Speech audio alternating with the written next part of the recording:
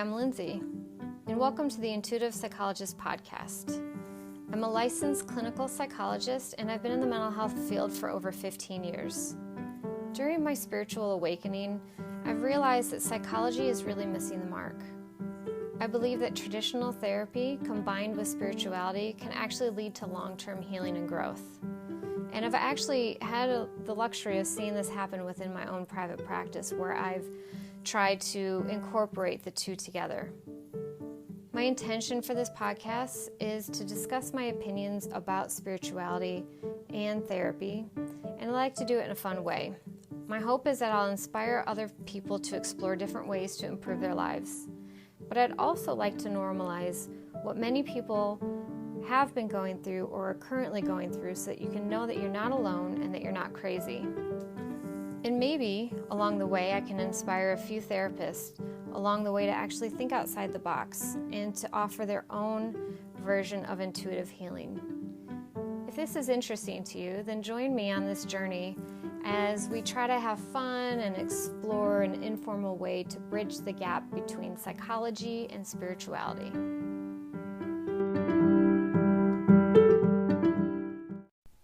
Hello again, friends. Well, I want to give a trigger warning up front on this episode. This is going to be a bit of a dark episode. I don't see me incorporating a whole bunch of humor. Also, I'm going to be talking about some pretty intense topics such as the Me Too movement, specifically sexual assault, suicidal thoughts, self-harm behavior, all that jazz. So if that is something that you may be triggered by, please do not hesitate to skip this episode. If this sounds like too dark of an episode, please skip it. In general, probably just skip this episode because I'm uncomfortable as hell. I originally had this thought about wanting to talk about the fact that spirituality is not actually all love and light. And I wanted to give my history and talk about some of the really dark and uncomfortable stuff.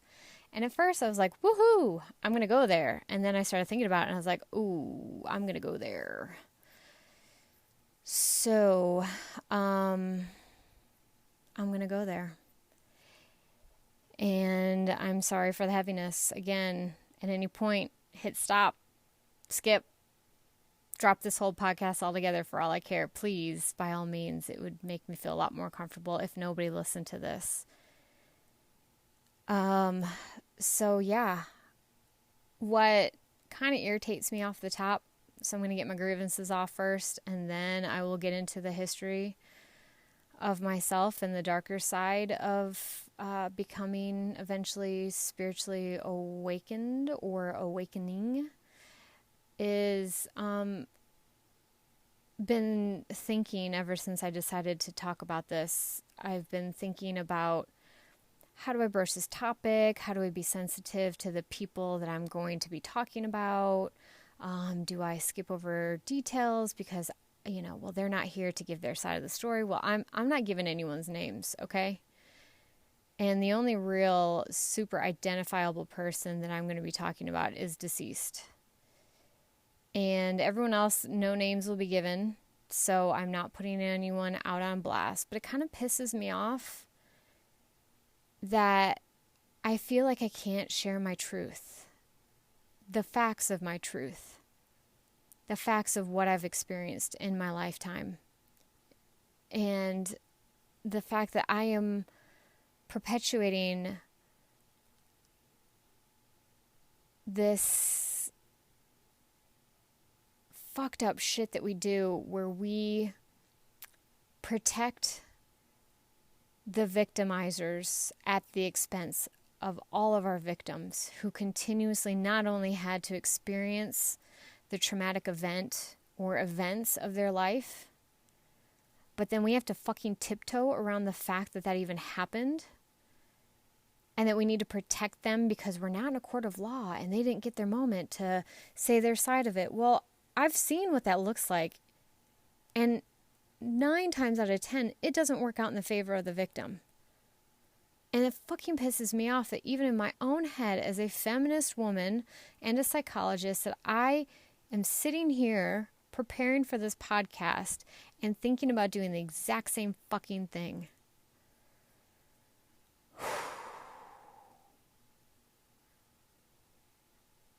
It really pisses me off that there is so much ingrained patriarchy, even in woke-ass feminists who want to protect our assailants more than support fellow women and men who have experienced traumatic events by somebody else, namely sexual assault. Because let's be real, attempted murder,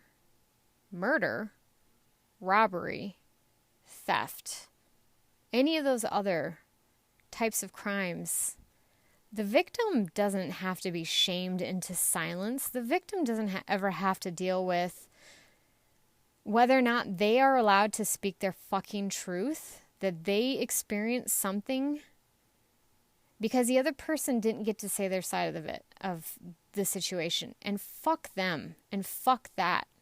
Fuck it. I'm so sorry. But fuck that shit. That is so fucked up. And it pisses me off that here I am and I'm about to do it myself. So I'm going to try to be as authentic and real as I can be. And just not think about the fact that this is going to go out to all 8 people that are listening to my podcast right now, one of which is my husband, and I love him to pieces, and he's my biggest cheerleader, and he is not part of my problem. He's one of the best things that's ever happened to me. But this is fucked up. So here we go. So again, caveat, right? Especially for my childhood experiences. This is my experience from my perspective, and I am not speaking on behalf of my relatives that are living, nor the ones that are passed away. But I've been through some shit, okay? So this is my experience from my perspective of the shit that I went through as a kid. My dad was very difficult to be around. He was at his best, charming and fun and energetic, the life of the party. He was the guy that the neighbors wanted to party with. I don't know if you remember or you listened to previous podcasts, but he was born without his left hand. And, he had a really good personality when he was at his best. He was fun. When he was at his worst and his darkest, he was scary.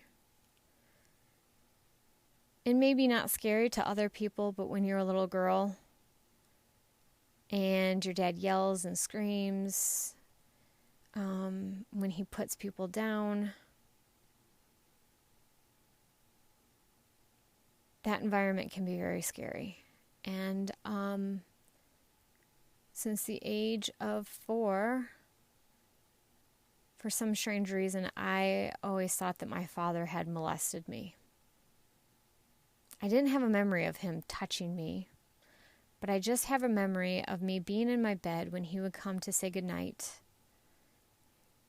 and feeling like whatever weird bodily sensations I was experiencing in that moment, that I felt like he was molesting me. And I thought it was weird that at the age of 4, and I remember this vividly because of the house we were in at the age of 4. It was different than when we moved after I had turned 4. So between 4 and 5, we had moved to a different home. And I didn't remember it then. I just remembered it in this house.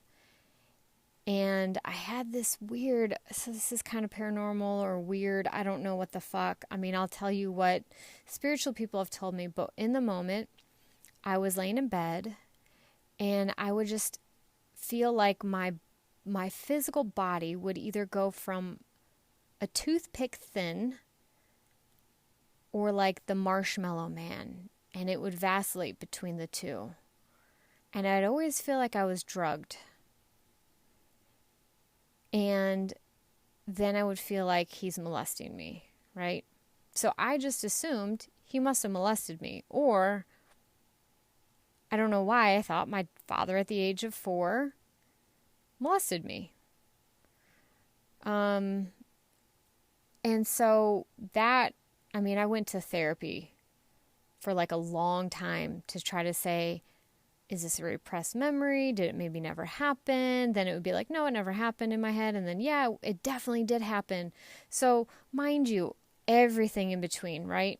Like, sounds almost like a crazy person, like delusion. But for anyone that has ever had especially early sexual trauma, my God, it will make you fucking crazy trying to figure it out if you don't have specific memories of it. So then, throughout my entire life with him, while my parents, I'm sorry. My entire life with him, I hated his touch.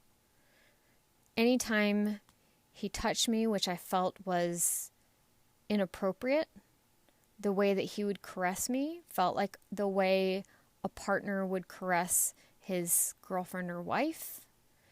And every time he touched me, I would think about killing myself. In fact, I remember one time, I think it was elementary school. I think so. I was sitting behind him in the car, and he would reach around and rub up and down my leg.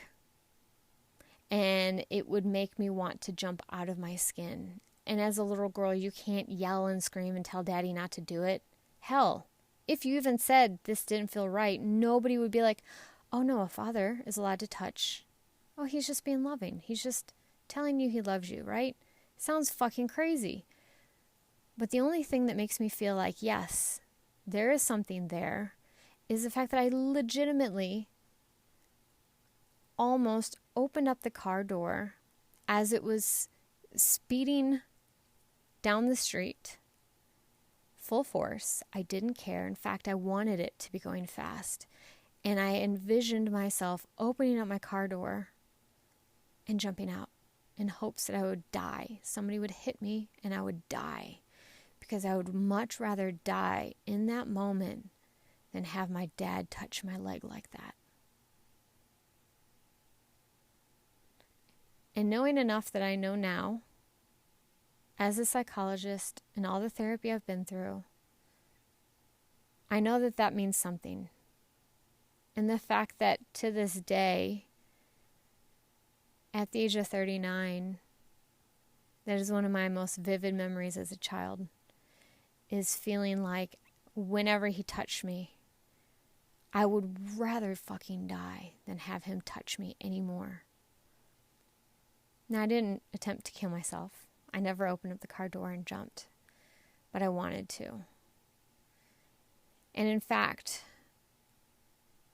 those sort of feelings, or him walking around with a towel wrapped around his waist, but the towel being opened to expose his genitals as he walked around, as opposed to, like, maybe say if you're a bigger guy and the towel doesn't wrap around your waist, your hip, right? Like, fucking, I'd rather see the side of your thigh than your fucking junk. So obviously something was there. He wanted to be seen. He had some sexual stuff going on. And I just didn't know, did he touch me or not? Outside of that rubbing of the leg and that kind of thing. So the anger, the aggression, feeling like walking on eggshells, the intense criticism, I was going to fail, I wasn't smart enough, I wasn't good enough, mixed with long stretches of neglect where I would try my damnedest, and I think I may have said this in a previous podcast, that I would be like, hey, let's go play baseball. Let's go throw a ball around. Let's go whatever. Like things that I didn't like, but I thought he might like. I tried everything to spend time with him, to get him to like me. board games. Let's go hang out in the pool, which I know, confusing, right? A little girl that thinks that her dad may have molested her at the age of 4, yet she wants to go spend time with him and feel loved and appreciated. Yeah, fucked up. Talk about a mental fuckery throughout your life. But yeah, I did. And it was met with no. And he got laid off at one point and went to a severe depression and intensified more of the depression and anger. And those good days were few and far between. And all of that created this chaotic environment for me as a little girl. And I didn't understand it. And so 2 things happened.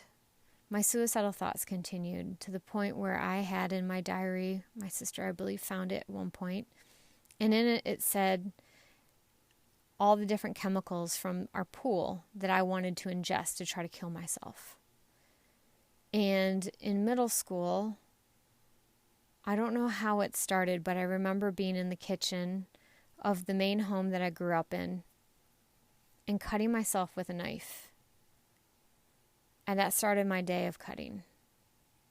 And that started my trajectory of cutting for quite some time. So that was middle school. I'll say,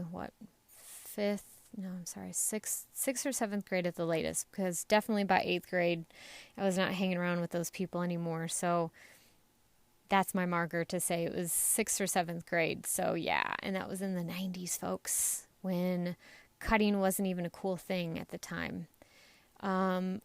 I cut secretively. I cut my thighs. I cut areas that wouldn't be exposed to anyone but myself. And I hid it. And I remember in those times, people thought that if you cut, you were cutting for attention. But mine were always hidden. I didn't want people to know. And I would cut when there was tension in the house.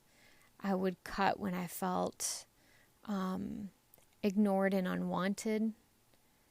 I would cut if I had a really bad day with either my friends or whoever I was seeing at the time. But I cut whenever I couldn't regulate my own emotions, when my emotions were too intense that I couldn't handle it.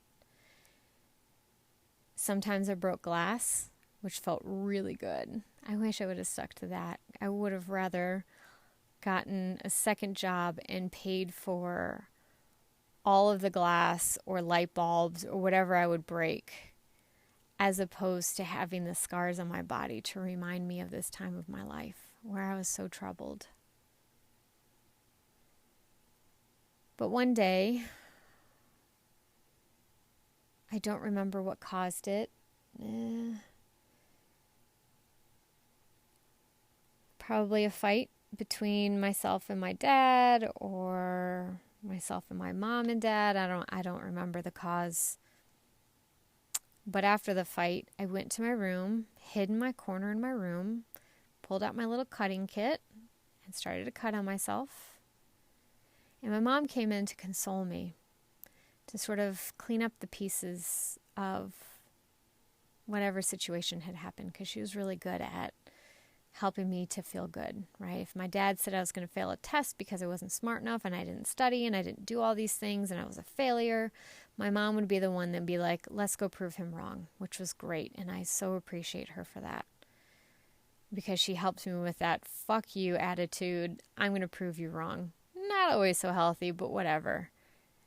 It was a great survival mechanism in the moment, 100%. If nothing else was going to change in my environment, at least my attitude was, I'll prove you wrong. And it has gotten me very far in this world. But she came in to console me, and I was acting really weird because I was bleeding. And I think I still had the razor in my hand. And she was trying to hug me, and I was not hugging her back. And she was like, what's wrong? And I showed her. I showed her my razor, and she freaked out, as any mother would and should. And she immediately ran me to the bathroom and cleaned me up and gave me love. And my dad walked by, and found out that I had been cutting myself. And the very first thing he said to me was,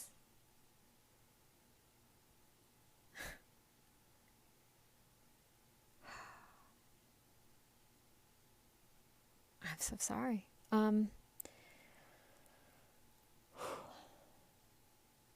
Wow, you really done fucked up now. And then walked away. And then the three of us gathered into the kitchen after my mom had cleaned me up. And again, she was like, why? What is going on? And so the next thing that my father said was, literally, the only other thing he said to me was, have you been drinking or alcohol?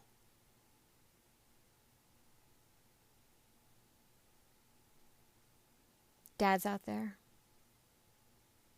these are the moments you need to be there for your kids. You need to love them and support them, because that could have been a pivotal moment that I would have taken anything in that moment to feel like I was okay and loved, because that's why I was cutting. Because the pain of feeling unloved, unlovable, like a fuck up, like somebody else's body to do whatever the fuck they want with, that I was punishing myself for how I felt about myself by cutting. I was showing how I felt about myself to say, well, I'm going to take my own pain out on me. At least I'm in control, right? I get to cause my own pain, because this physical pain numbs away the emotional pain.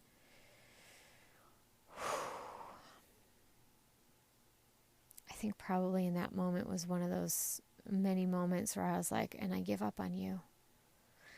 Trust me, there are many more. With him at least. But, yeah, so my mom got me into therapy, which was good. It started me on the path of, understanding. It took me a while still. I mean, I was let's say 14 or 15 at the time. No, I'm sorry. Let's go with 13 at the time. And so she immediately, I think like the next business day, was like, okay, well, I've got you in with a therapist and, taking it serious. And I so appreciate that she took it serious. But I didn't stop until mid-20s, early to mid-20s. So 10 plus years. This slowed down significantly over time. The more I got control over my life and my emotions, but it didn't fully stop until I was in my 20s. So yeah, I had lots of suicidal thoughts. I never cut to kill myself. The suicidal thoughts were merely that, but I did have plans and I wrote them down, and really the only thing that stopped me from killing myself in that home was the thought of my mom coming in and discovering me. I just couldn't do that to her. She had been so good to me, and I just could not bring myself to do that. And at this time, I think my sister had moved out and gone to college. I'm like, yeah, which would make sense why she wasn't involved in the conversation or in those memories, and why life became so much more unbearable, because sadly, and this was my experience of my sister and my dad's relationship, she may and probably does have a different memory, which is fine, that's hers, but my memory was he took everything out on her until she left and went to college. Then I was the target, and every little thing that I did was awful and wrong, and he just hated me. Outwardly, he hated me, and he was mean and nasty and just hurtful, and I got that when she went to college. And from my memory of that time, I felt really bad for how he treated my sister and my mom. Up to that point, I was treated, in my eyes, better than the other two. And that was really hard to deal with as well. But it is what it is. And that's not necessarily what this podcast episode is about. So my parents divorced, and my mom, She came up to me and she's like, I'm really sorry to tell you, but your dad and I are going to divorce. And I swear to God, it was like you could have had a cake and streamers and party favors, because I was like, fuck yes, I'm going to be out of this situation, because it was torment for me to be in that home with him. And over the next, all of high school, the last year of middle school, and then my first year of college, it was, if I was around him physically, I was very scared, very timid around him. I may have physically been curled into a ball of protection when I was alone with him. That may have just been my mental image of how energetically I felt at the time. But I cut him out. As soon as I could cut him out and I was not being forced to spend time with him for custody reasons, I cut him out. And then I decided my senior year that I was going to extend the olive branch and invite him to my high school graduation to say, I would like to start anew. Oh, I forgot this piece. In between, when my parents divorced, to the time of my high school graduation, I would get letters from him. And one group of letters would be, oh, I miss you, you're great, I think about you all the time. Next letter would be, you're an awful daughter, you're terrible, you don't deserve me, all these kind of horrible things. And it was like just vacillating between the two. Either I was awful or I was the greatest thing since sliced bread. And for my mental health professionals out there, you can imagine what diagnoses that's sort of leaning you towards. So, anyway, so I decide that I want to be the bigger person. I want to try to mend a relationship. And for me, my bar is always very low. And if you can just meet me at the bare minimum, I will give people a second chance. Back in the day when I was naive and thought everyone was good. And so I invited him to my graduation, and he said yes, he would like to go. He was looking forward to it. Day of graduation, it wasn't outdoors because it was going to rain or something. It was indoors. You needed a ticket.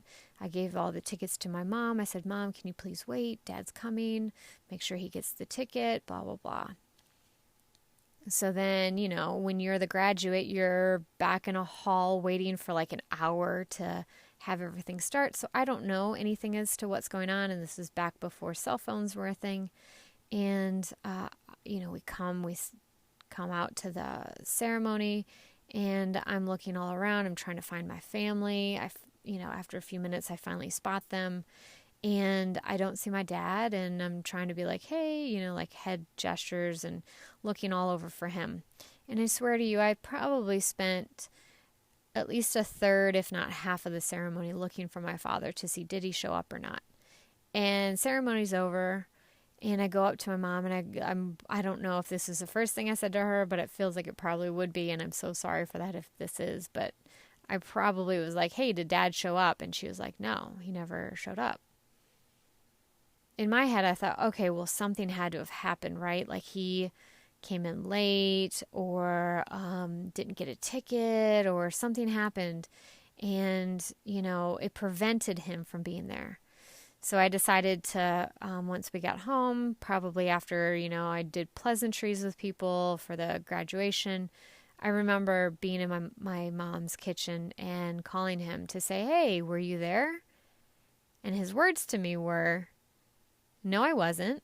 And I said, well, why? What happened? And he said, you didn't deserve for me to be there. You've been an awful daughter to me, so I didn't come.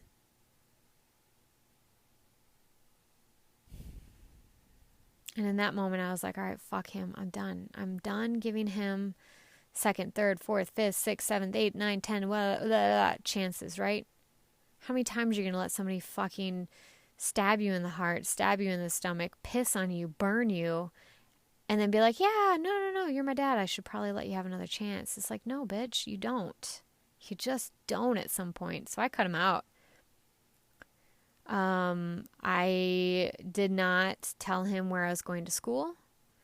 I had already been trying to go to a different state. I just needed to be away from him and the cold weather. Let's just be real. But a lot of it was me leaving to get as far away from him as I could. And so I didn't tell him where I went to school and didn't say goodbye. I was done. And I went to school and wow, I cannot believe I'm about to say this. And at some point, within the first year, I want to say, yeah, it had to have been before April of my first year of college. He found me somehow, and he emailed me at my school email address. And he said, "Hi, how are you? Blah, blah, blah, pleasantries." I'm not proud of what I'm about to tell you, and in fact, this has haunted me still to this day, because I can't believe I'm about to say this out loud, but this is my truth, and if I'm going to share it, it's going to be the full truth. My shadow, my things that I'm not proud of, that what's the point of any of this if I'm going to pussyfoot around the bullshit that I did? I exchanged pleasantries back. "Oh, Dad, I'm so happy to hear from you. Wah, wah, wah," right? He responds again with something kind. And this time I say to him, "I know what you did to me. I know what you did. I never want to talk to you again."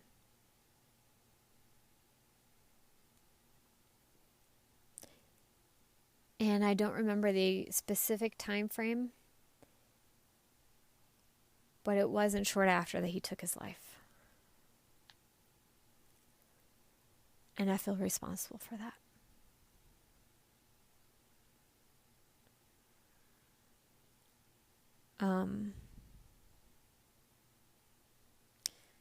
The next I ever heard anything about him was coming home from class one day.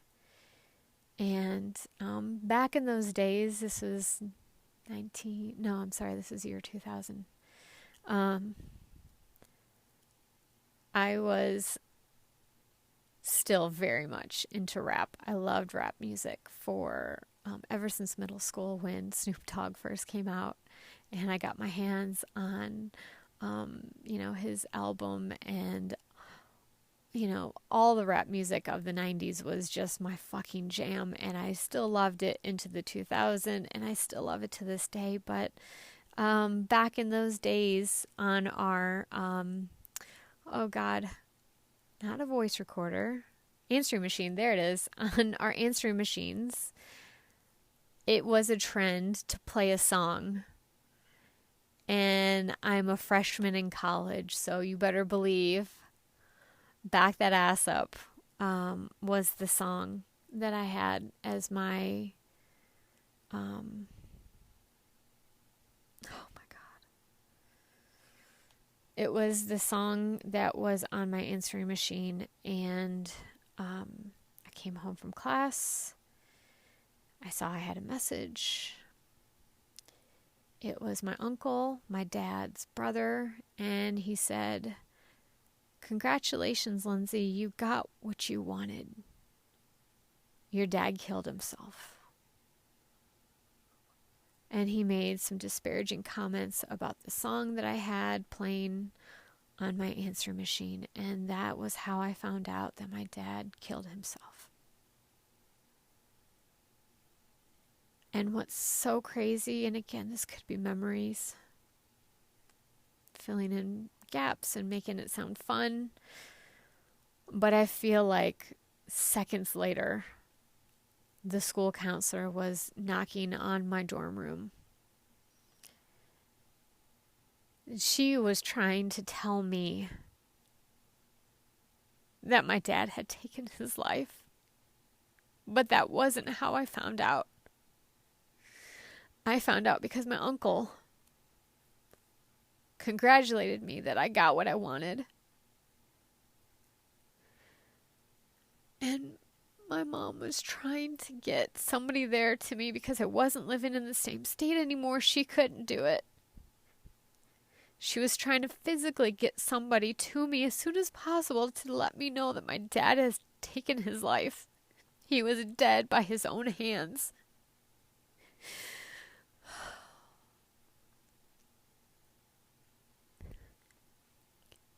But that is true. I said those things to him before he took his life. And I don't know if it was days or weeks or months before he took his life. Hell, it could have been 6 months. I don't remember, but in my head it feels like it wasn't long before.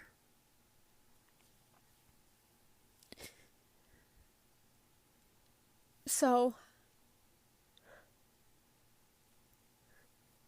let me tell you, suicide is really complicated when you're not sure you even like the person that took his life.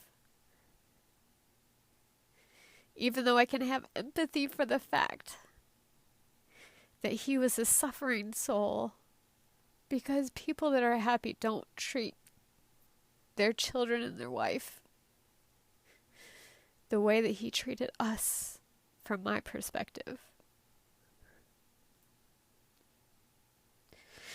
And so to try to lighten this up a little bit, because my God, I didn't think I'd cry on this fucking podcast. I'm sorry. But I had always wondered, did he actually molest me, right? And what I've learned and what I know about myself is that I can pick up on people's intentions. And I am very comfortable to say that at a bare minimum, he had thought about molesting me. That does not mean that he actually went through with it and ever touched me beyond the sexual caresses that I have vivid memories about. And I am fully comfortable saying that I think in those moments that he was, when he was caressing my legs and when he'd be near me, that I could pick up on that sexual vibe, and I knew that that was uncomfortable. But I've been to psychics, Akashic Record, people. I've been to psychologists. I've tried EMDR, and what I'm very comfortable saying is that psychics, all of them, Akashic Records, everybody so far has said, no, he never touched you, but he wanted to. And psychic after psychic after psychic, same thing. And I'm like, okay, but did he? Right? And then next year it's like, okay, new person, but did he? And it's like, no, it's not what you thought it was. It's like, okay, fine. So I am very comfortable saying that he probably never molested me at the age of 4, but probably what I was picking up on in a spiritual sense was that when I was 4, laying in that bed, and I felt my body turn from toothpicks to into like the Stay Puft Marshmallow Man, that energetically I may have been trying to push him off of me or protect my energy, and that I may have either he himself decided not to follow through with intentions or thoughts or feelings in that moment, but that as that 4-year-old little girl, that I knew that he was wanting to in that moment when he had tucked me into bed to touch me sexually. So yeah, I am comfortable with that. And so I'm going to hit stop on this recorder because I didn't think that I would cry. I'm going to take a small break. I'm going to blow my nose, get my shit together, maybe take another shot so I can get through the next half, and we're going to continue the saga. All right, guys. Thanks so much. Have you heard about Anchor? It's the easiest way to make a podcast, and it's the way I'm making my podcast right now. And it's free. They have creation tools that allow you to record and edit your podcast right from your phone or your computer.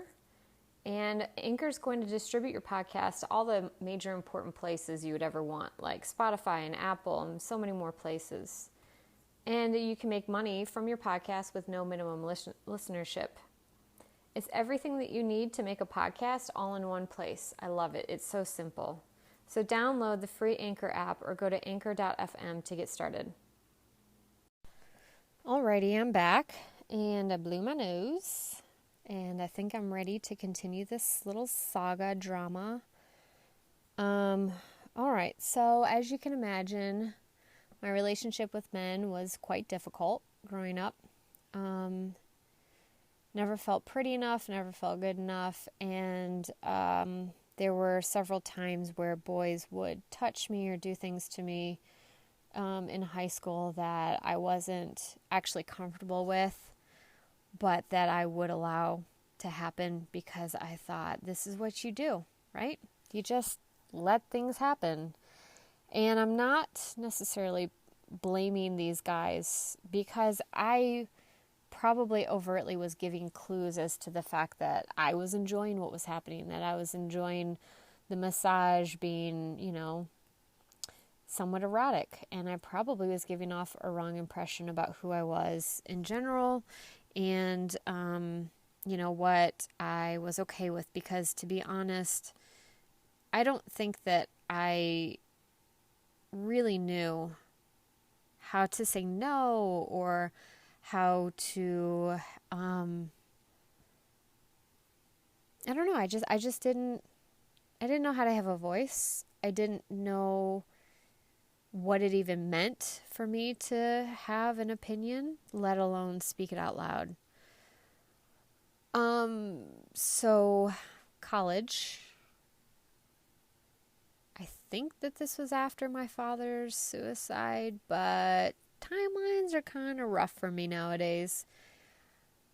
There was a point where I was not in a sorority, but I was friends. It was a very small campus, and I was friends with fraternity members, and they would invite a few of us to their parties, even though we weren't sorority sisters. And so I was at one of these parties. I drank jungle juice, which I didn't know what it was at the time.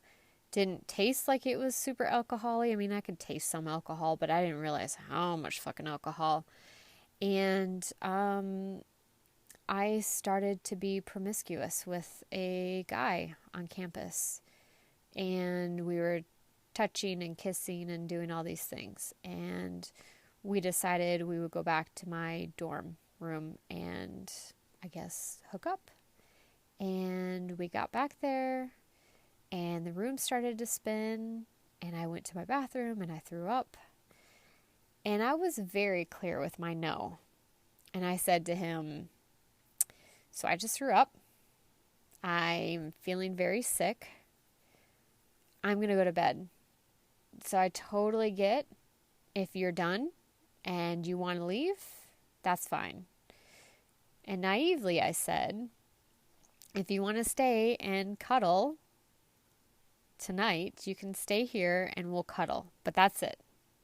I was very clear with my no, that all activity up to this point was done. Cuddling and sleeping was the only thing that I was going to do at this point. And so he said, okay, I'll stay. We'll cuddle. That's cool. So I hopped into bed. He hopped in with me. I passed out. And I woke up in the middle of the night to him having sex with me. And I didn't know what to do.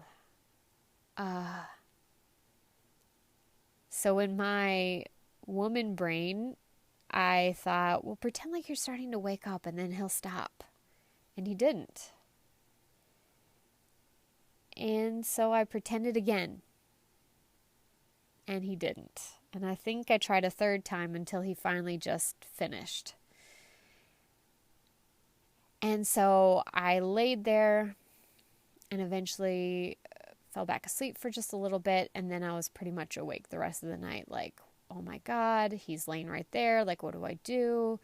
Is he going to do it again? Am I going to be okay? And we get up and he acts as if nothing happens. And so I played off like nothing had happened. I was asleep, so I shouldn't remember anything. And so, I don't remember if I called my mom before or after I decide to do a little handle things, I guess.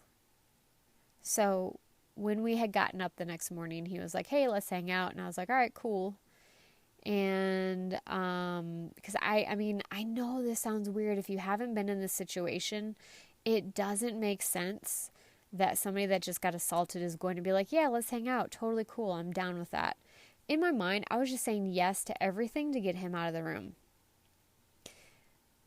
So I call my mom, I think. Let's just go with this timeline. I call my mom. I call my best friend. I tell them what happened. And they're like, oh my God, are you okay? Whatever. And I'm just like, it is what it is.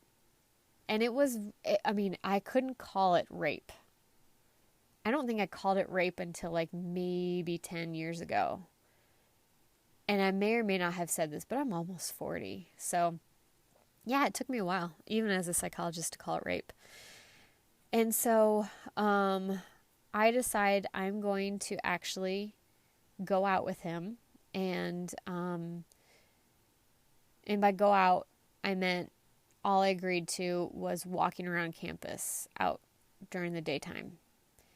And we go for a walk around campus and we quote unquote get to know ya. And then at the very end, I muster up the nerve to do what I had wanted to do, which was confront the man who just raped me, even though at that time I couldn't call rape. And I looked him square in the eyes.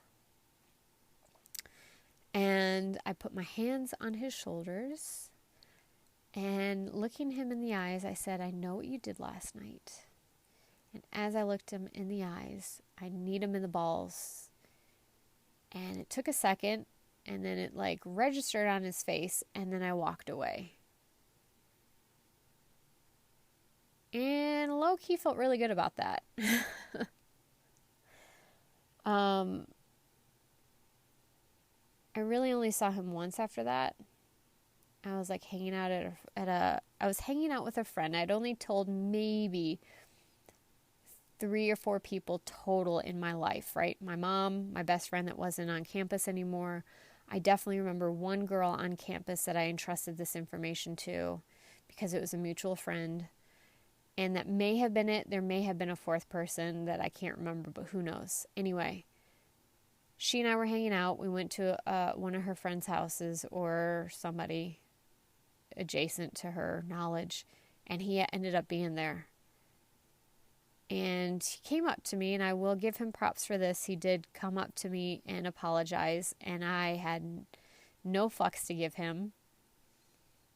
And then I just left. And I think I was mad at my friend to be like, dude, why didn't you fucking tell me he was either going to be here or like warn me when he came in? Like nothing, right? Because like it's fucking terrifying to see this person again. And I know. I went out and walked around campus, which was very small, mind you, alone with him out in public so that I could knee him in the balls while looking him in the eyes and saying, I know what you did to me. But the whole thing about sexual assault and the way people process it and the way people handle it, it doesn't fucking make logical, linear sense, okay? We just do the best we can with what we got. So anyway, cut to, I marry my dad. Not my current husband. Just want to put it out there. Not my current husband. He is opposite of my ex-husband. And this is the part where I'm like, well, do I say this stuff because he doesn't get to be on the other side of this podcast saying his version of events?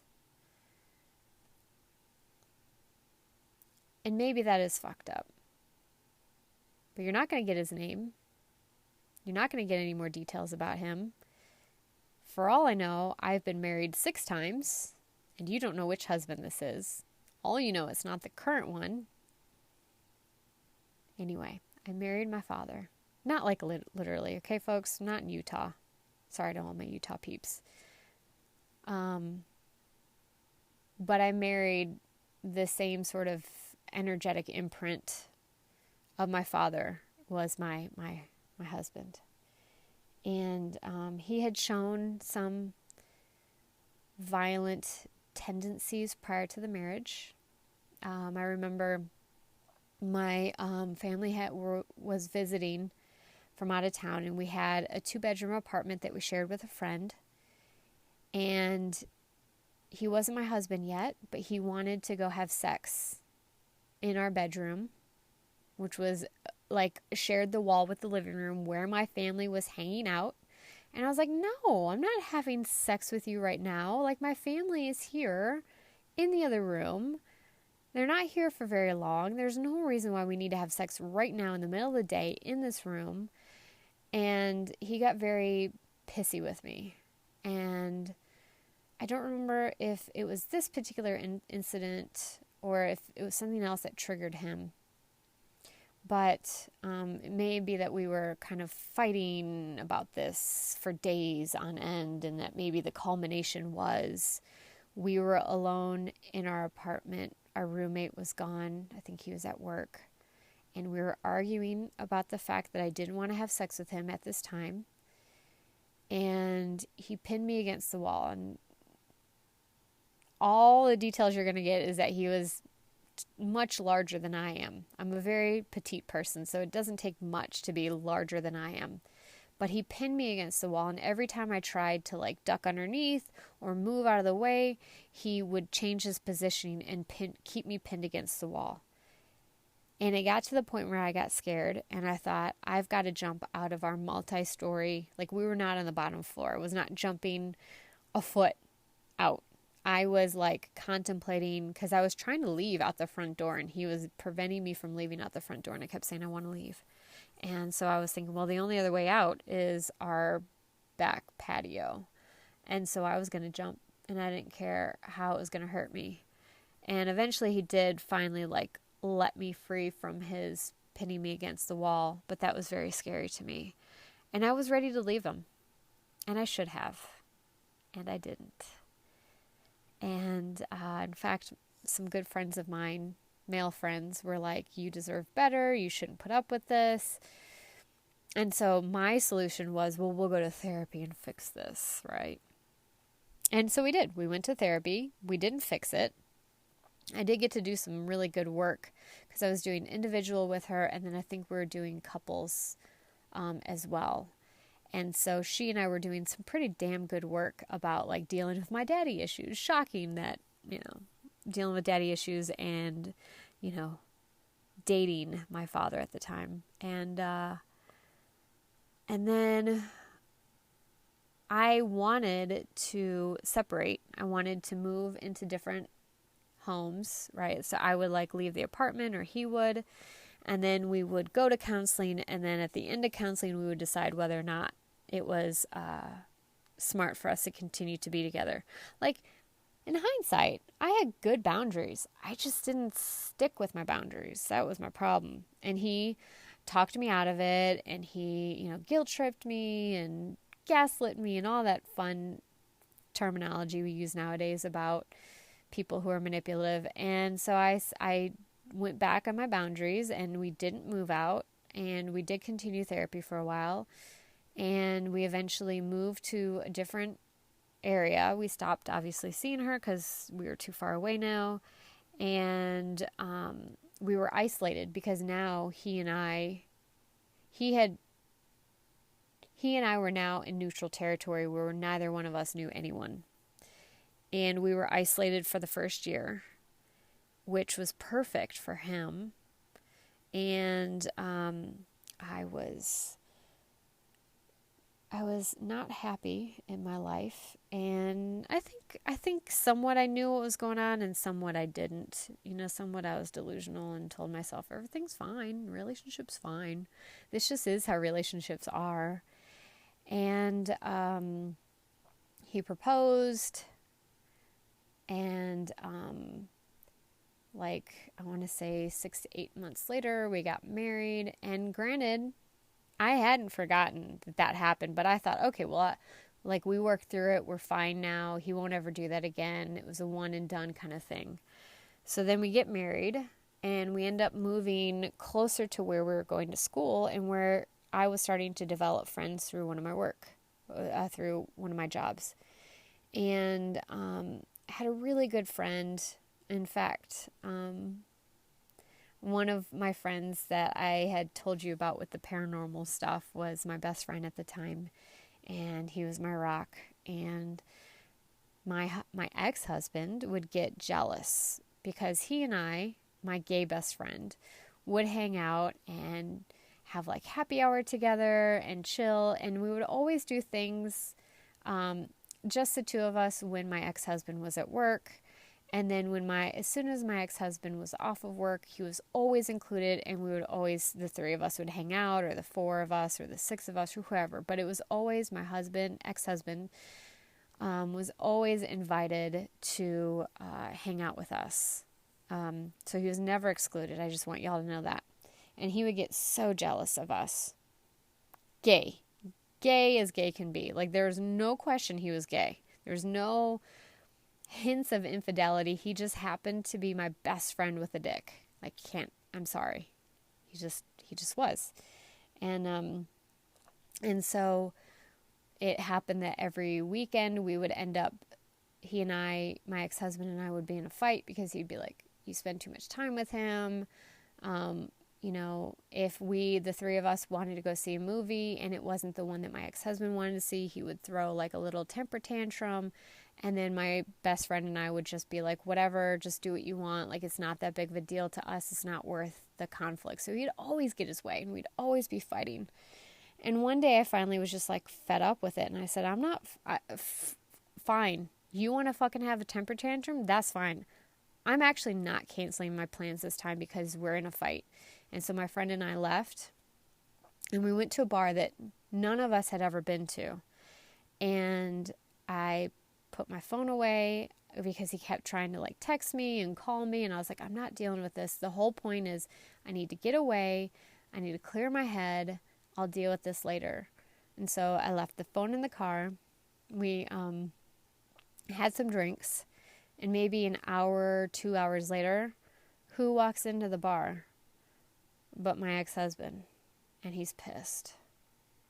And he ends up going up to my gay best friend and pinning him up at the bar and telling him that it was my friend's fault that our marriage was falling apart. And he scared my friend. He scared him.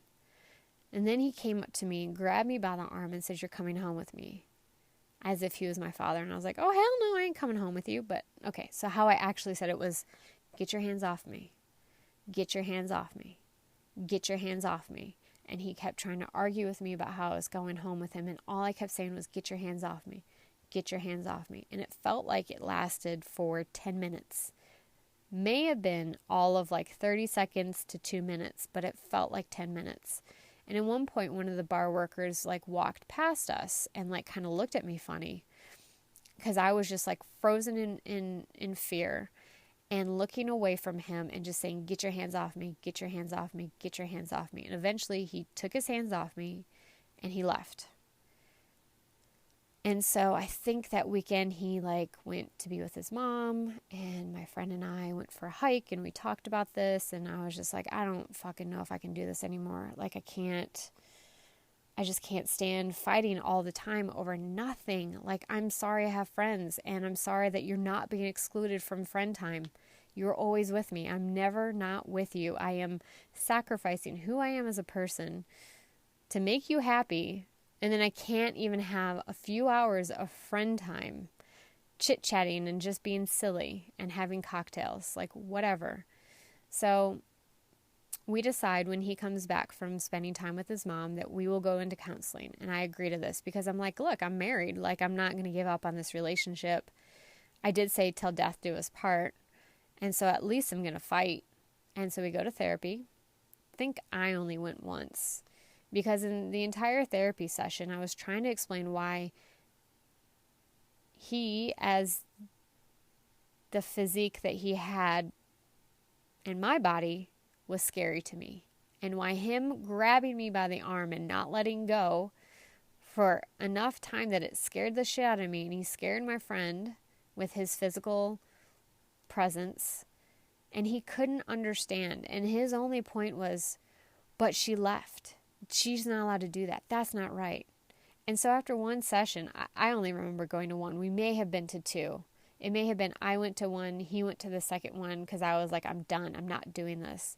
Because he couldn't and wouldn't even entertain my point of view. And so I was done. In my head, I was like, fuck this. I'm out. Right? And so, so a week later, I have not gotten over this, right? As he would have preferred. And I was just cold. I was cold and distant. And I understand that that hurts. But in my head and in my heart, I didn't know what else to do besides shut you the fuck out. I'm done, right? We slept in the same beds. We slept in the same bed. But emotionally, like, done, right? Like barely even casual conversation. I was so done. So a week later, after this initial incident and trying therapy, he got mad at me that I wasn't quote unquote over it yet. And we were about to get into a fight, laying in bed, and I was like, fuck it. So I went downstairs and I was going to go sleep on the couch. And instead, he comes running after me and he's yelling at me that he's going to call the cops on me and get me kicked out of the house. And that I better, I needed to leave or something. I was like, I'm not leaving. I have nowhere to go. I'm not leaving. It's my fucking house too. And so what he did was he went over and he grabbed the couch that I was laying on, and he grabbed it and he tried to throw me off of it. Several times he tried to throw me, and I'm like trying to hold myself on. And I was just like, at that point, I was like, I'm done. This is a week later. He has no empathy, no attempt at trying to understand where I was coming from. And now he's escalating. And all I could think in that moment, I already had like a premonition that even though he didn't intend to do this, that probably he would get angry with me, try to grab me, and I would end up falling down a flight of stairs and get hurt or killed, or I don't think you could die from a flight of stairs unless it's like really awkward positioning. But that was sort of the premonition I was getting, was like, I don't see him pushing me down the stairs, but I see him grabbing me at the top of the stairs and being so angry that I lose my balance and I fall down the stairs. But what actually got me to say, no, I'm done and I'm done with this marriage, was I thought, what if I get pregnant? I can't let him do this to my child. And that's when I was like, I'm done. Because what's so funny is we will take and take and take and take. But when it comes to our children or other people, we know how to stand up for them. We don't know how to stand up for ourselves. So that was a story everyone knew. At least those that needed to know why my marriage had ended so quickly. And what was funny is when my mom and her husband came to, I think it took me about a month to get everything together. And I did tell him once, again, I will own my own shit, but I did tell him once, I'm done and I'm leaving and I'm moving out. And he's like, you're not going to get the cats. You're not going to get anything. You deserve nothing, blah, blah, blah. And I was just like, okay, fine. I was already looking into a lawyer and I already knew what my rights were. So I was like, try me. But anyway, so my mom and her husband come down to help me move out secretly. Because after that one day, I didn't tell him again because I was really scared. Because his anger over the month was escalating and escalating because I still wasn't, quote unquote, getting over it. I wasn't embracing him and wanting to have sex with him and do any of that shit with him. I was cold as dirt. Probably colder than that, let's be real. And his anger and frustration and angst was building and building and building. And so I was getting more and more scared with every day. Like, oh my God, he's going to blow up. I just know it.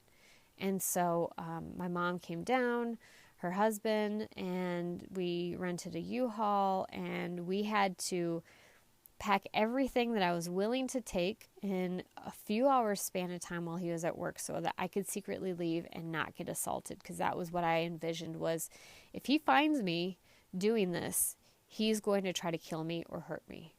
And the truck gets stuck. And at one point, I'm shaking and pacing, like the truck is stuck. He's going to come, he's going to see, he's going to know. And I was freaking out and panicking. And my mom just looked at me and she goes, "Oh my God, I didn't know it was this bad." And I'm like, why the fuck do you think I would leave my husband before even a year is up? Why? Why do you think I would? It's because I'm fucking terrified. I'm scared to death. And I had every right to be, because that night after we left and he found out that I took my belongings, which I was allowed to take per my lawyer, and I left him more than enough. I left him all the new cool stuff that we got from the wedding. All of that was his. The only thing I took was what was mine before we were together, and what I was still paying on, which he obviously wasn't going to pay me a red cent on, so fine. I just saw our divorce papers, and apparently he also got a free laptop out of it because we had used my credit for everything to buy everything. So he got a whole bunch of nice shit. So don't worry. He made out pretty decent, aside from his wife leaving him high and dry without much warning. That I will admit, I absolutely did that. And I felt like I didn't have any other choice in that time. I was too scared. So that night we go out for dinner, and because I have a new place, I don't have food, I don't have anything. We just panic move me from one location to another secret location. And I'm eating dinner, and I already know at this point that he found out because he had sent me messages and whatever. Then all of a sudden we're eating dinner, and I get this weird text message from my service carrier saying that family GPS had been activated on my phone, and that by opening the message, it showed my location. And I was like, what? So I told my mom, y'all finish eating. I got to take care of this. So I call up my carrier, and I'm like, what is this? And they're like, oh, it looks like you added GPS family tracking so that you guys can, find your kids. And I'm like, no, that's my soon-to-be ex-husband. I didn't do that. He and I are the only ones on this account. He had to have done this. So he tried to get GPS tracking on my phone. Luckily, the service provider was super cool and immediately stopped that GPS thing from being a program anymore on either of our phones. And I think they cut him off, or maybe after 30 days they cut him off, something. But they were so supportive, and I so appreciate that, because I'm sure they have to deal with that from time to time. Spouses, trying to stalk the other spouse. So he did. He stalked me. He came to the bar that all of my friends went to after work. And my friends would call me because they'd get off of work before I did. And they'd say, hey, he's here. He's just sitting here. And I'd be like, all right, fine, I'm not coming. Night after night after night after week after week after week. Until finally I was like, fuck him, I'm coming. And all my friends were there, male friends and female friends. And so I went to the bar and hung out with my friends and tried to act like I was all cool and whatever. And he just sat alone, staring. And then eventually at one point, he got up and he told me, hey, I have some of your stuff in my car. Oh, by the way, prior to this point, he would call me or text me at two very distinct moments. Either when I was just leaving work or when I had just arrived home from work. And I didn't work the kind of job where you get off at the same time every day. I was a waitress at the time. So any waiters out there, you have no clue what your schedule is going to be like. Your week to week is going to be different. The time that you get off is going to be different. So to me, I was like, oh, fuck, he's stalking me. And I wouldn't respond, but he would, again, just like my father, one moment, I miss you, you're the best, blah, blah, blah, I'm so sorry. The next minute, I hate you, why are you, so mean, or whatever he would say that was mean and nasty. And so I just didn't respond to him because I was like, I don't want anything. Whatever I forgot, whatever I left there in a hurry, I don't need it. You can have my wedding dress. If I have family photos, you can fuck off with them. I don't want it. I just don't want it. So anyway, back to this bar. It's the same bar that he stalked me at before. And I show up with my friends. He sits there for a while. Then finally he comes up to me and says, I have your stuff. Please come to my car and I'll give it to you. And I'm like, nope, I'm good. He's like, no, really, I have your stuff. Just come with me to the car and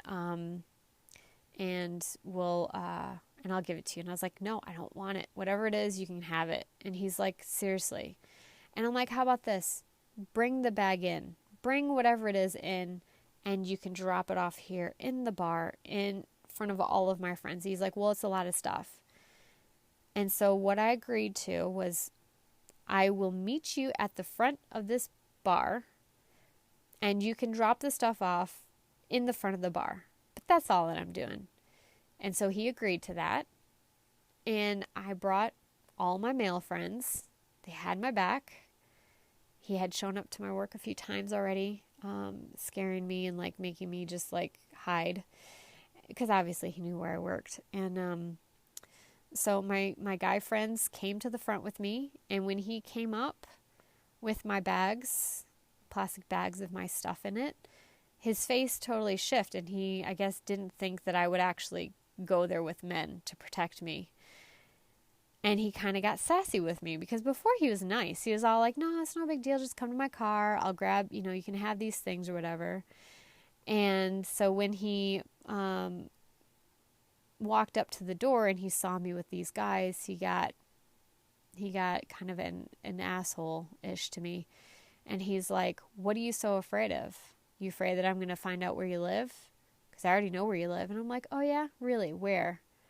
And he rattles off my address, and I'm like, and I break down, and I run inside of the bar, and I guess my friends picked up the bags and went in with me and told him to leave. Oh, because I was telling him to leave. I was like, go, you're not welcome here. And he's like, you can't tell me. And I was like, yeah, I can, because all my friends are friends with the owners, and they know everything that's going on, and blah, blah, blah. And he's like, what are you so afraid of?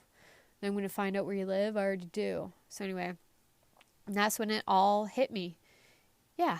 My instincts, my intuition was spot on. I knew I was being stalked. I knew that the coincidence of him always calling or texting right when I leave work or right when I get home from work was no coincidence that he was watching me. And in fact, I saw him drive past my place like twice, which where I lived was like not an actual spot where normal people would drive past. So it was intentional, okay? Anyway, after that point, I don't think I ever heard from him again, thankfully. I heard some rumors, but nothing where he and I ever had confrontation. So that's what people know publicly about what had happened in our relationship. But what I couldn't talk about, because I was ashamed and again couldn't call it what it was, but I was experiencing marital rape. And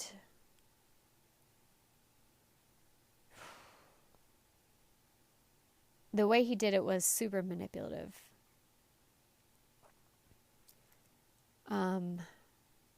So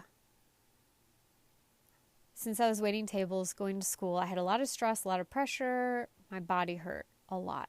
And during the day, I would ask him all the time, please, can you rub my shoulders? Can you rub my neck? And it would always be like, no, I'm doing something, or no, I'll do it later, and then it would never happen. But funny, when we were laying in bed, he would offer to rub my shoulders. But it would be with his pants off and my pants off. And I'd be like, but I don't want them off. Like, there's no need. And he would end up doing things to my body that I didn't want done. And I would either be super drunk, or it would be through a long massage that he would slowly just do like a regular massage, and then it would turn sexual, and like pants and stuff were coming off. And I understand that in the moment I froze, and maybe in the moment I didn't say no, but I didn't say yes. My body was frozen. And the day after, I would tell him, I don't want to do that. That hurts. I don't like to do this. This is uncomfortable. This is painful to me. I don't want to do this. And his reasoning would be, but you're my wife. You're supposed to do things to make me happy. And you used to do these things. You should do them now. And I would never say, yeah, okay, that's fine. Let's do it. I'm down. No, I would say, no, I don't want to do this. This hurts. I don't want to do this. And time again, he would still do it. And it wasn't every day, but it was maybe like once or twice a week. And I had guilt because, again, I wasn't pushing him off me. I wasn't yelling. I wasn't screaming. I wasn't doing all these things that I didn't do with my father in the car, with the guy from college who raped me, and now with my husband. I didn't yell. I didn't scream. I didn't push him off me. I froze. I froze in each instance, and I didn't know what to do. And all I knew what to do was to do whatever I could to make it not escalate, to keep me safe, and to get me out of there. And so that part, I think only a few people up to this point have ever known about. But what bothered me so much about that experience with my ex-husband was he knew what had happened to me in college. And I even told him when he was doing this to me, like the day after or several days after, because, psychologist and me, let's talk everything out. Let me explain to you how I feel so that you'll understand and you'll have empathy towards me. Anyway, I would say to him, this reminds me of what happened in college when you do this to me, and I don't like that. And it wouldn't matter because it was all about his needs. And why, as a wife, was I not doing the things that made him happy? Things that I had done at one point. So I guess if you do it once, you're supposed to always do it. And ladies, that's not true. It was a lie. So that's what people didn't know. The one thing I can say that I'm so grateful for with him, even to this day, is that he was the reason why I finally said enough is enough. I got to look at my shit. This isn't all him. Nope. I had to look at my side of the road and say, why the fuck did I put up with that? And why did I do it for so long? And why did I marry him? And why did I let this happen? Why did I fail myself and believe that I wasn't good enough or worthy of love and let somebody do these things to me for so long? And so I did deep soul searching and a lot of self-help books, and I had a lot of anger, and I had a lot of PTSD symptoms. I'm not saying I had PTSD, but I definitely had symptoms. I was hypervigilant. One of those days where he followed us, I couldn't sleep and thought every car light was him coming to kill us, and nightmares and troubled relationships afterwards. Where I had one amazing person that I dated right after the divorce, and he was really good to me. He was really nice and really good to me, and he showed me a lot of kindness and patience while I was angry and fuck this, I'm never getting married, I'm never gonna have kids, fuck men. And here he was sort of just holding space for me and being kind. And that really was a catapult for me doing my own work to say, okay, he did 90%, the manipulation, the gaslighting, the making you feel crazy and making you feel guilty for things you shouldn't feel guilty about, all that stuff, right? 90% him. I had to look at the 10%, and that 10% was ugly because I had hated myself up to this point. So I did the work. It's a continuous process, and luckily I can say that because of him and that marriage, I may not have dated great guys after, but I definitely never dated his type again. I was definitely done with that timeline and that sort of relationship dynamic, and I was stepping into who I was more, which was great, and I so appreciate that. So that is my, I guess, Me Too divulgence, my suicidal tendencies in middle school, and just very brief moments later on, nothing like in middle school ever. And my self-harm behavior that tremendously cut down, obviously got ramped up a little bit during this period of time with my ex-husband. But I stopped. And I can definitely say because of that relationship that I finally fucking stopped. So to get back into the spiritual part, all of that is to say I had to do a lot of work, and that's not even everything, but that's a lot of it. That's, I think, the biggest pieces. But when, over the last 10 or 11 years, I have been actually in my sort of awakening process and sought out so many different spiritual healers, right? And some were amazing and so helpful and so kind and so loving and held space and didn't say, oh, it's all love and light, but there's definitely a push nowadays with spirituality that everything is love and light. And but I do want to tell one last little thing, just I guess to tie it back into spirituality and to just show how much of a douche canoe I am. I was seeking out some spiritual guidance, and God, what's that app? Groupon. Groupon had this psychic lady, and it was super cheap to get cards read or something like that. And so I was like, ooh, I can afford this because, didn't have a lot of money at the time. And I go to her, and I'm struggling in a relationship, which was codependent, and I didn't fully see it at the time. It was like an on-again, off-again relationship. And I went to her, and she told me I have a curse on me or my lineage, and that we could stop it there, and that would be fine. That was what I paid for, and that's fine. But if I wanted to pay more, she could rid me of this curse or this hex, right? And I was naive and I believed it. And she asked for a lot of money. And, it was money that I had but didn't need to go to her, right? It was money that I should have been spending on other things that were a bit more practical. But I believed it. I thought that, she can help get this hex away. And she's like, okay, here's a spiritual bath to go take. This will help start the process. And a big chunk of this money is going into this beautiful candle that we're making for you from scratch that has it's made out of an amethyst and has all these oils, and it's anointed by holy water and all this bullshit, right?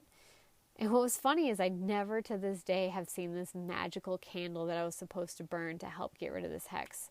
And each time that I would reach out to her and go hey, what's up? Okay, you gave me this bath to take, and you told me to burn some sage around the house and say this prayer, which, those things did make me feel good. I'm not going to lie. And she occasionally would have me come over to her space and do a sound bath with the bowls, and it felt really good, and she would lay crystals on me, and those moments felt good. But the big chunk of this money was going to this fancy fucking massive ass candle that was supposed to be the main thing to get rid of this hex and get me to bring in true love and help to build this relationship and fix it. And she's like, oh, this is your true one, blah blah blah, you're gonna have a child, and all these things. And every time I reached out to her to be like, yo, where's this candle?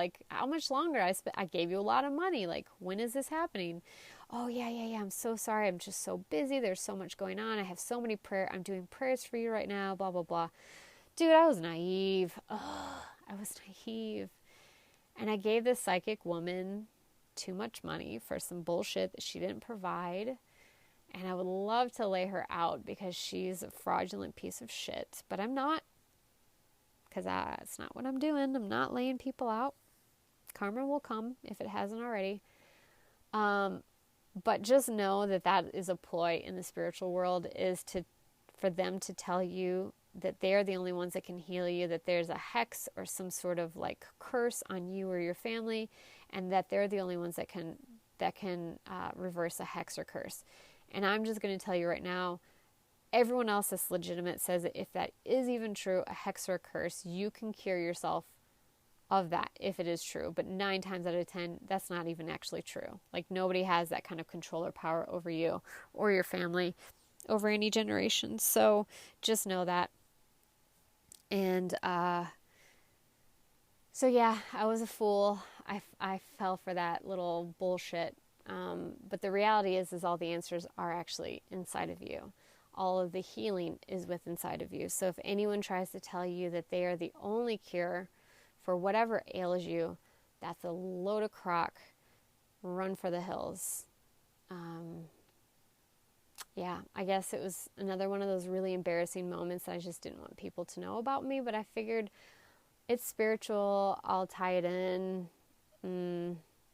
Probably has no logical path into where I was going, but it was relationship based. It just, my main thing I had already been working so much on. But yeah, codependency is real. It is hard to get rid of, but you can, and I did, because I have a very independent, loving relationship now with a beautiful man who is so supportive and tries to make sure that he never pressures me into anything that I don't want to do, and is loving and caring. And I guess to end this on a very positive note, I just want to give people hope out there that when you can identify what your shadow work is, because you have to go in, and maybe this is a psychologist in me, but also a spiritual person in me saying, this is not about love and light. You cannot do spiritual bypassing in your problems. I couldn't just love and light myself out of sexual assault, a violent or intimidating type marriage, a pattern of my behavior of not loving myself and giving myself to others at the expense of myself just to make them happy and to keep the peace. You cannot love and light yourself out of that. You have to face it. You have to sit with it. You have to feel it. You have to process it. Sometimes you need somebody to hold your hand and a professional to walk you through that so that you are not doing this alone, and so that you know how to do this process of being in your feelings and then not getting stuck.